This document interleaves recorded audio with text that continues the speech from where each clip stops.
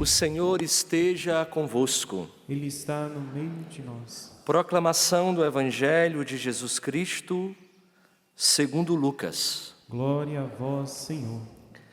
Naquele tempo, Jesus estava ensinando numa sinagoga em dia de sábado. Havia aí uma mulher que fazia 18 anos, estava com um espírito que a tornava doente.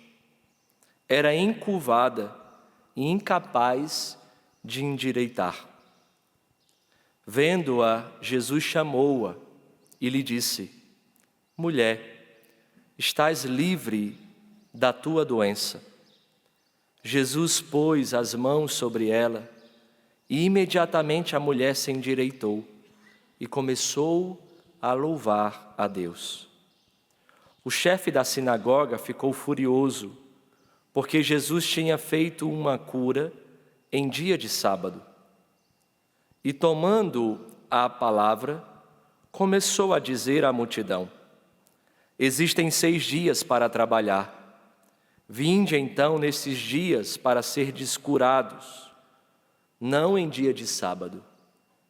O Senhor lhe respondeu: Hipócritas, cada um de vós não solta do curral o boi ou o jumento para dar-lhe de beber, mesmo que seja dia de sábado?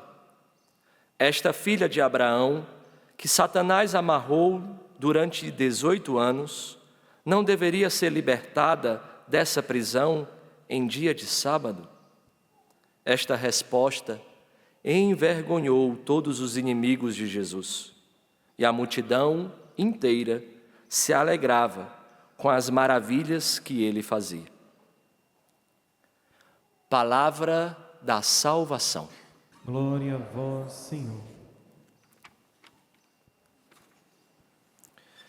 Meus caríssimos irmãos e irmãs, nós estamos neste Evangelho de São Lucas, no capítulo 13, com uma cena curiosa, uma cena e um milagre até mesmo estranho para a nossa lógica humana.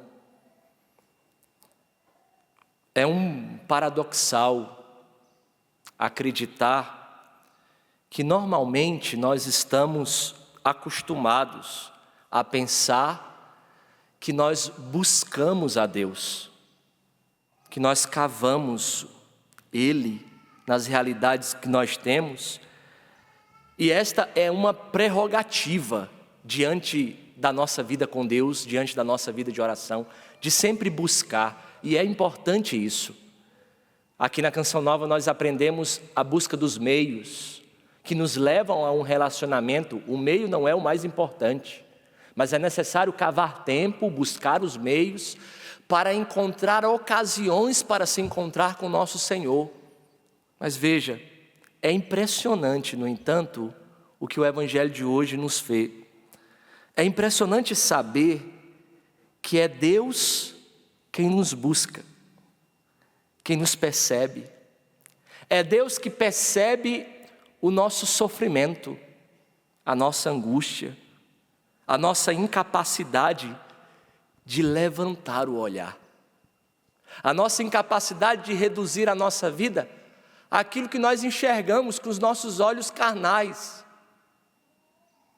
de enxergar a nossa vida a partir daquilo que nós sentimos, das nossas emoções, daquilo que são as nossas fantasias e até mesmo daquilo que são as nossas memórias, diante daquilo que nós vivemos. Quando nós passamos por uma grande emoção, não é?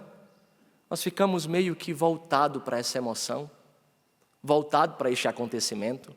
Quando nós passamos por um trauma, esta mulher estava curvada e não se conseguia se endireitar.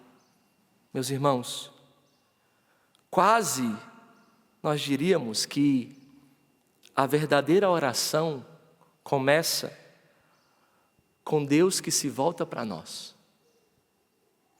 Ele tem a iniciativa. Ele nos amou por primeiro. E aquela mulher estava na sinagoga, mas não foi ao encontro de Jesus. Talvez ela estava na sinagoga para talvez aquietar o coração, depois de 18 anos, buscando uma cura e não encontrando. Talvez ela estava na sinagoga para que Deus, por meio das leis judaicas, por meio da sua oração, ensinasse a ela a esperar, porque ela não sabia mais esperar.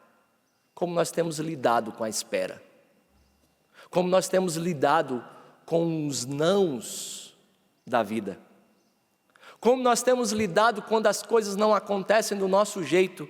Mas veja, é bonito ver e perceber que a oração começa com um Deus que nos vê, Deus que nos enxerga, Deus que nos conhece, Deus que nos chama pelo nome, Deus que sabe das nossas fragilidades e até mesmo das nossas quedas.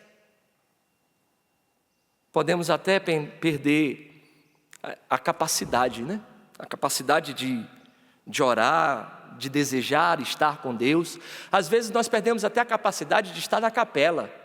Nós nos esfriamos, nós não queremos mais buscá-lo, mas é Ele mesmo que vem nos procurar aonde quer que nós estejamos. Que bonito você que veio aqui no santuário, poder escutar de Deus assim. Deus que desejou que você estivesse aqui. Foi Ele que te quis perto. Foi Ele que te atraiu para Ele. Até os acontecimentos da nossa vida precisam estar pautados nessa certeza. Deus nos vê. Deus nos percebe. Deus cuida de nós. Deus viu aquela mulher que não foi em direção dele. Aqui é diferente de quase todos os milagres de Jesus no Evangelho, onde a pessoa se apresenta diante de Jesus pedindo, com a necessidade de pedir, de clamar: tem piedade de mim, cura-me, Senhor. Esta mulher estava ali, mas Deus o viu. Talvez silenciosa por causa da doença, que não se aproximava de muita coisa, de muita gente, que tinha vergonha, mas Deus a viu.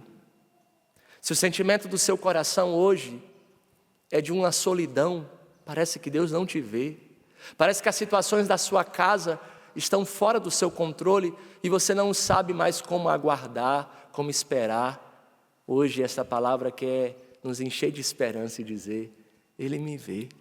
E olha que bonito, Ele nos arranca das amarras de Satanás. Ele nos arranca dos nossos inimigos, Ele nos faz livres.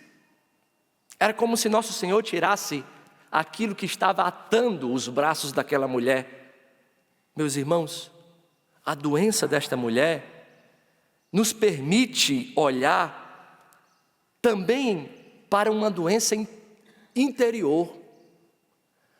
A mulher olhava apenas para o chão. Ela não se endireitava, ela enxergava somente as realidades materiais, humanas. E nós que estamos dentro da igreja, muitas vezes caímos neste pessimismo, de reduzir a nossa oração àquilo que passa. E veja, o pão nosso de cada dia, que nosso Senhor nos dá, é bonito pedir. E é até lícito pedir. É viável pedir as necessidades do nosso dia a dia, aquilo que são as realidades da sua casa, aquilo que você precisa, materialmente falando, é lícito pedir. Mas veja, a doença dessa mulher fazia com que ela olhasse apenas para o chão. Ela representa vivicamente o que é uma doença espiritual e a paranoia de reduzirmos a nossa vida ao que vemos, ao que sentimos, ao que nós existimos na realidade mais carnal, mais humana. A sua vida não se resume àquilo que você vê. E tem gente que reza e reza bem, que pede a Nosso Senhor, a Nossa Senhora, todas as suas realidades, mas não só resume a sua vida àquilo que é passageiro, aquilo que é materialista. aquilo que é a realidade concreta, real, do que ela sente, do que a família dela precisa, mas ela não tem a capacidade de olhar para o alto, ela não tem a capacidade de sair do chão.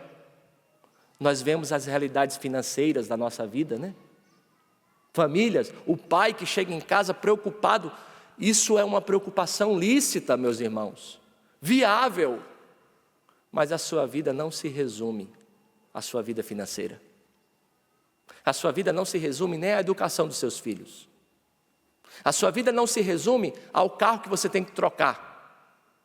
A sua vida não se resume àquilo que você precisa de responsabilidade como pai e mãe. Mas hoje, nosso Senhor quer nos ver, nos tocar e nos endireitar. A liturgia de hoje quer nos fazer para olhar para cima.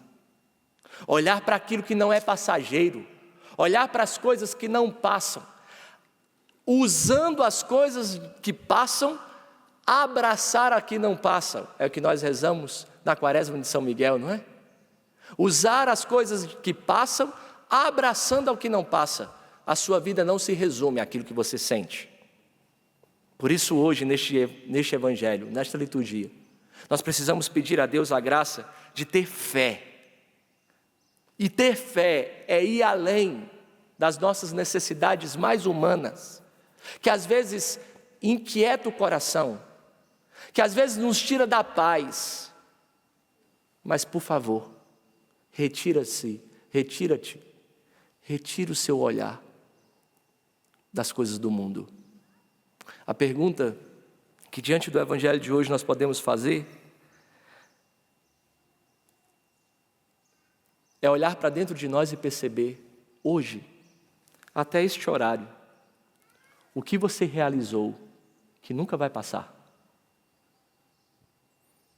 Diante daquilo que você acordou, fez o seu café da manhã, levou os seus filhos para a escola, ou fez alguma outra realidade, o que você fez que não vai passar? Aqui nós podemos fazer até um paralelo com aquela outra passagem de Marta e Maria, lembra?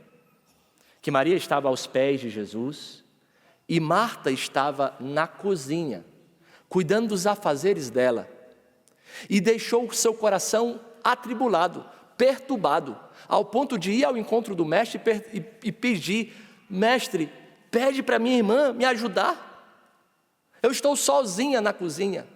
Se Marta estivesse fazendo os seus afazeres com os olhos voltados para o céu, teria mais sentido em tudo, teria mais eficácia em tudo. Não é não fazer as coisas reais, vitais, presenciais, não é não fazer, é como você está fazendo. Veja, nosso Senhor quer nos questionar e perguntar aonde realmente os nossos olhos estão focados. Aonde os nossos olhos estão focados, se é para aquilo que nós vivemos de forma ordinária e de qualquer jeito, ou se nós estamos vivendo o ordinário com os olhos focados para o céu. É a partir disso que Deus nos pergunta. É a partir disso que nosso Senhor quer nos libertar. Se Marta estivesse na cozinha, com os olhos no céu, não tinha perturbado seu coração. Hoje, mais uma vez, nosso Senhor quer te olhar nos olhos e perguntar: o que você está realizando que dura para sempre? O que você está fazendo? Você que é pai, se preocupa com seus filhos, com a educação dos seus filhos. Você que é mãe e se preocupa com seus filhos. O que você tem feito que dura para sempre na vida dos seus filhos? Você que é consagrado, missionário, diante das realidades do setor de trabalho, como você tem realizado? Você tem feito para fazer? Ou você tem feito com os olhos focados para aquilo que não passa? É Ele que nos salva, irmãos. É Ele que nos liberta. É Ele que preenche o nosso coração. Que essa Eucaristia nos eduque a não focar para o chão, para as coisas que passam, mas sim para o céu. Nós vamos encerrar esta celebração, mas antes de encerrar, nós vamos escutar do sacerdote, em todas as missas nós ouvimos o sacerdote dizer: corações ao alto. E qual é a nossa resposta? Que difícil é isso, hein? Coração ao alto. O nosso coração está em Deus. Se o seu coração está em Deus, não te falta mais nada. Se o seu coração está em Deus, nada mais vai te perturbar. Porque você terá Ele. E tendo Ele, você tem tudo. Louvado seja o nosso Senhor Jesus Cristo.